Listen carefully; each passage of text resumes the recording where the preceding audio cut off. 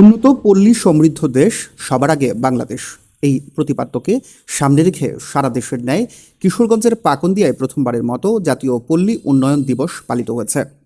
দিবসটি উপলক্ষে সোমবার দুপুরে বর্ণাঢ্য শোভাযাত্রা, আলোচনা সভা ও গাছের চারা বিতরণ কর্মসূচি অনুষ্ঠিত হয়েছে। উপজেলা প্রশাসন ও বাংলাদেশ পল্লী উন্নয়ন বোর্ড এসব কর্মসূচির আয়োজন করে। উপজেলা যুব উন্নয়ন কর্মকর্তার কার্যালয় থেকে শোভাযাত্রাটি বের হয়ে উপজেলা পরিষদ চত্বরে বিভিন্ন সড়ক ঘুরে একই স্থানে গিয়ে শেষ হয়। এ সময় পল্লী উন্নয়ন সমিতির 50 জন সদস্যের গাছের চারা উপহার দেওয়া হয়। পরে উপজেলা পরিষদ সভাকক্ষে এক আলোচনা সভা অনুষ্ঠিত হয়। উপজেলা নির্বাহী কর্মকর্তা রূপম দাসের সভাপতিত্বে এতে প্রধান অতিথির বক্তব্য দেন কিশোরগঞ্জ 2 আসনের সংসদ সদস্য অ্যাডভোকেট মোহাম্মদ জালাল উদ্দিন। অনুষ্ঠানে স্বাগত বক্তব্য দেন বিআরডিবির পাকুন্দিয়া উপজেলার চেয়ারম্যান এমদাদুল হক blue.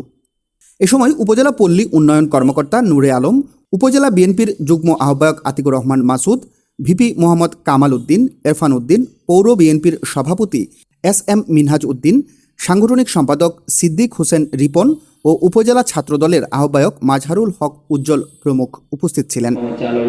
News desk, Kishoreganj press.